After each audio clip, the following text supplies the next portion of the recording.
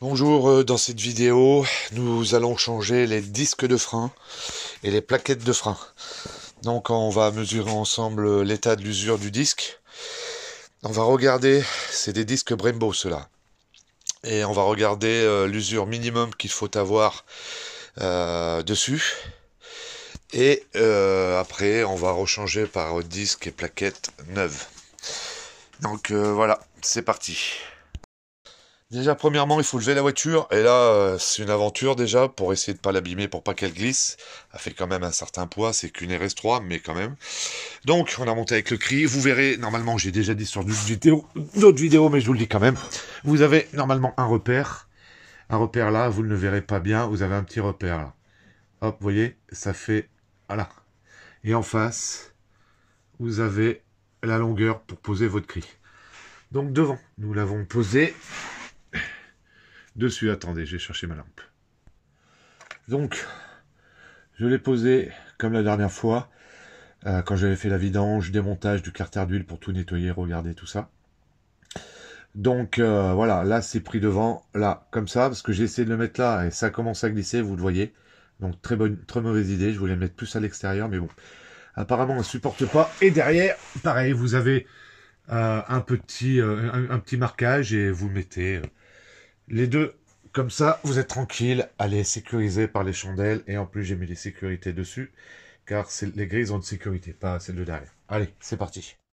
Bon, déjà, vous voyez, j'ai fait celui-ci. Vous prenez un chasse-goupille, regardez, il faut prendre un chasse-goupille qui soit de diamètre quand même sympatoche, pardon. Vous voyez, il va nickel. Vous mettez donc votre chasse-goupille, votre marteau, vous tapotez, et vous le sortez. Je vais essayer de vous le prendre, mais je vais essayer de caler le téléphone sur le pack d'eau. C'est bon, impeccable. Je l'ai calé sur la lampe. Donc, je sais pas si vous verrez. Ouais, parfait. Donc, voilà. Il faut essayer de ne pas taper sur la peinture de l'étrier.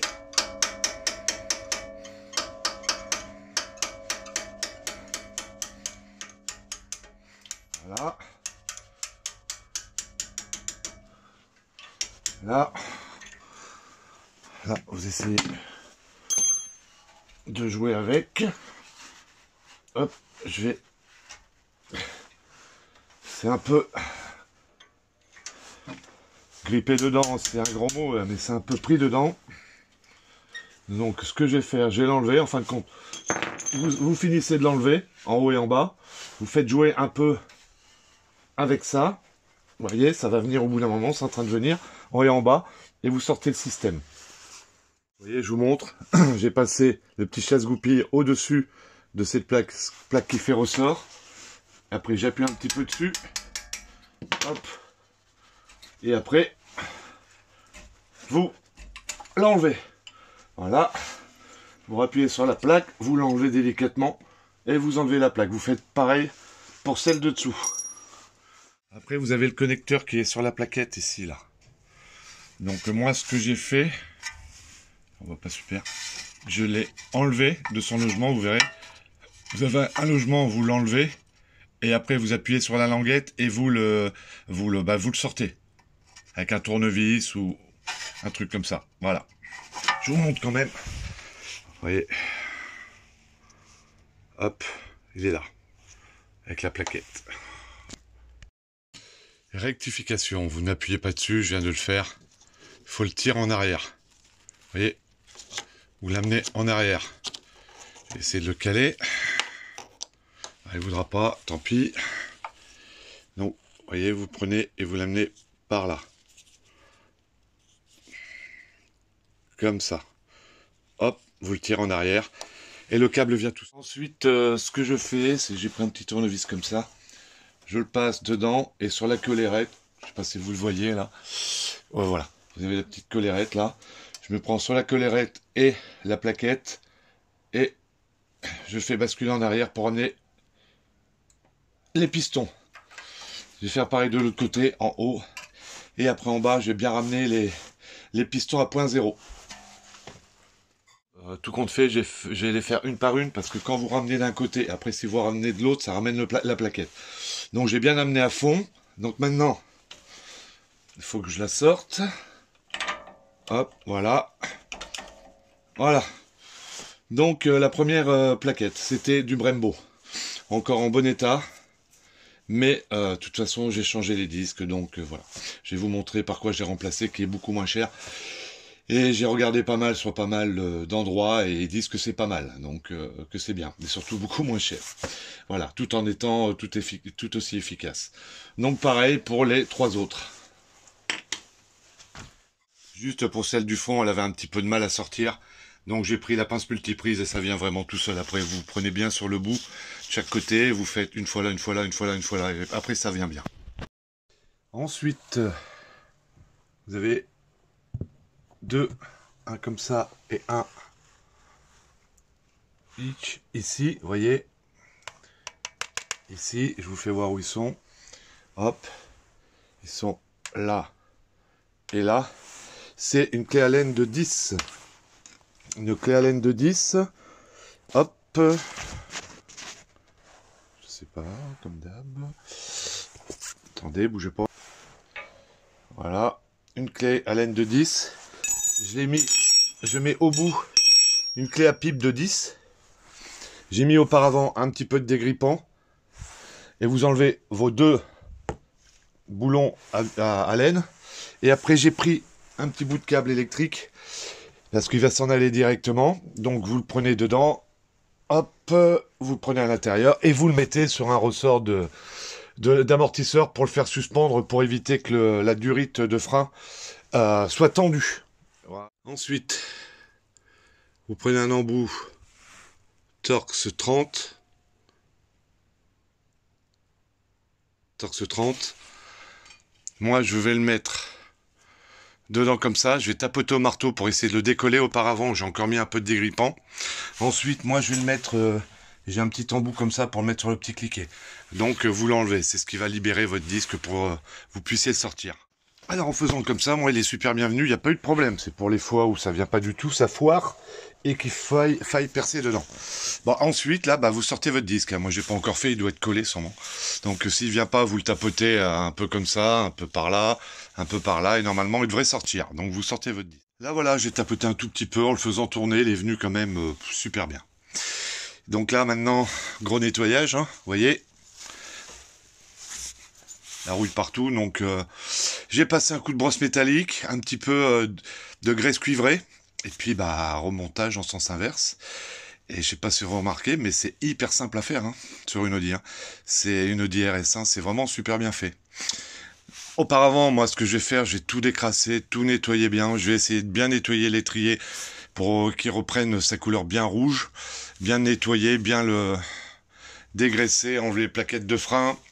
Regraisser s'il y a besoin sur les axes, etc. À la graisse cuivrée partout. Donc le temps de nettoyer et puis bah je reviens vers vous pour le remontage pour ceux à qui ça intéressera. On va essayer de contrôler à peu près parce que c'est pas évident et il n'y a pas assez un recul assez important par rapport à la collerette du disque. Mais je vais vous montrer déjà. Il marque minimum. J'essaie de vous le prendre. Minimum 32,4 mm. C'est-à-dire qu'il faut qu'il fasse au minimum 32,4. Sinon, après, bah, il est hors cote. Donc, je vous mets sur pause pour mettre le pied à coulisse. Alors, vous voyez, j'ai bien plaqué. Je suis déjà à 32,4. Je suis à peu près à 32,4. Et si vous regardez, voilà, je le lâche un peu. Il faut que je reprenne mieux. Quand je le prends... Ça se prend pas comme ça normalement, mais avec le téléphone c'est galère. Déjà, vous voyez, on voit le jour derrière. Donc je suis même pas bien plaqué. Parce que à cause de la collerette. Voilà. Donc je peux pas mieux le plaquer, mais vous voyez, il a quand même un jour. Et en le prenant comme ça, déjà, il a 32,4. De toute façon, ça se voit, la collerette est quand même assez grande. Donc de chaque côté, bien sûr. Hein.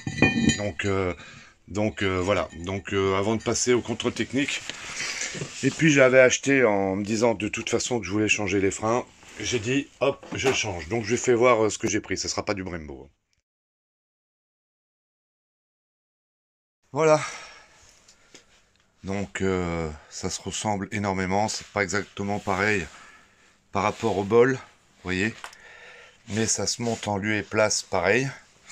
Et c'est donc du Zimmermann que j'ai pris. Fabriqué en Allemagne, Zimmermann. J'ai regardé un petit peu partout. Tout le monde me dit, il y en a qui font du circuit, ils disent que ça tienne, les disques se voilent pas. Moi, j'ai aucun problème, je fais pas de circuit, donc c'est tranquille. Je l'ai pris sur Autodoc il y a très longtemps. Enfin, il y a très longtemps, il y a, je pense, pas loin d'un an, je sais pas. Et parce qu'il faisait une bonne promo, donc ça faisait pas mal de temps que j'avais dans le garage. Je vous le mets là, c'est pris sur Autodoc. Et j'essaierai de vous faire un screen, j'essaierai d'y penser, voilà, pour savoir exactement ce que c'est comme pièce qui va dessus. Voilà, c'est fait, j'ai passé un coup de brosse avec la perceuse. On dirait pas, mais c'est fait, c'est bien lisse. Donc ce que je vais faire juste avant de remonter le disque, je vais mettre un petit peu de graisse cuivrée. Bien tout le tour, comme ça sera propre. Bon, comme vous pouvez voir, j'en profite. Je nettoie complètement l'étrier qui est pas mal de poussière de plaquettes de frein. Donc c'est du produit exprès pour les jantes que j'avais acheté chez Renault, ils en font du concentré, après vous le diluez comme vous voulez. Là on peut constater, je sais pas si vous verrez avec l'ombre, que c'est des Brembo, c'est à l'envers mais c'est du Brembo. Donc voilà, je suis en train de faire ça et puis après je rince avec, c'est un peu le bazar parce que bon, dans le garage c'est pas évident, avec de l'eau. Mais voilà, elle a 130 000 donc les étriers sont pas propres. Donc je fais ça et puis après je continue. Le beau disque tout neuf est là. J'ai mis un petit peu de graisse cuivrée. J'ai poussé là-dessous, le bois. Donc je remets le disque en place avec sa petite vis. Bon voilà, donc maintenant j'ai pas nettoyé en frein, donc je vais mettre du nettoyant contact, c'est exactement la même chose. Ça m'embête de prendre ça, mais bon. Donc j'ai remis ma vis, nickel. Donc maintenant je vais faire de chaque côté un petit nettoyage du disque. Bon, allez, c'est fait. Maintenant, je vais remettre en place le disque avec les deux boulons.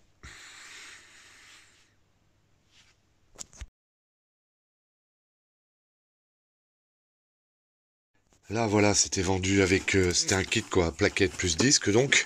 Je vais vous mettre la référence, sait-on jamais, si vous voulez juste les plaquettes. Voilà.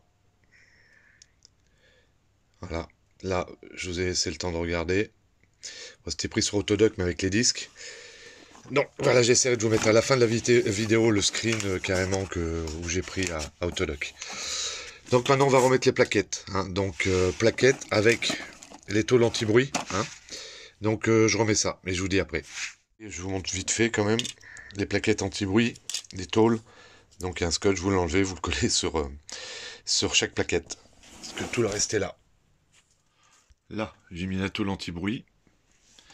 Ensuite, avec le tournevis, j'ai poussé le piston, les deux pistons de ce côté-là, bien à zéro, pour pouvoir réinsérer la plaquette. Alors là, on y va. Parce que là, je regarde bien, donc là ça va bien dedans. Hop. Hop. Et voilà. Là, c'est mis en place. Je voulais mettre de la graisse cuivrée là, mais c'est un revêtement qui est quand même spécial, donc je vais le laisser comme c'était monté. Donc maintenant, il suffit de passer comme c'était avant, dessous, comme ça, et de le rebrancher. Je rebrancherai tout à l'heure. Ah, vous le voyez pas, mais enfin bon, c'est pour rebrancher à l'endroit où c'était. Donc je vais en faire une autre avec vous vite fait. Vous repoussez vos pistons, faites attention. J'amène le piston bien loin jusqu'au moyeu. Hop, normalement ça revient tout seul. Hop, je vais prendre une plaquette avec une plaque anti-bruit. J'enlève. Hop, je prends une plaquette. Hop, j'essaie de le mettre le mieux possible. Je le mets vers le haut comme étaient les autres d'avant. Et voilà. Là, voilà.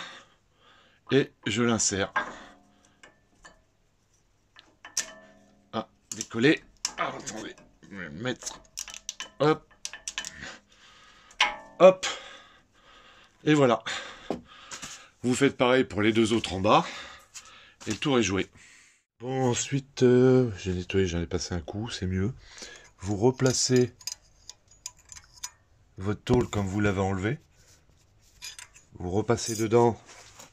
Il est où? Vous renfoncez dedans votre petit truc, votre coulisse. Voilà, c'est fait. Donc, hop.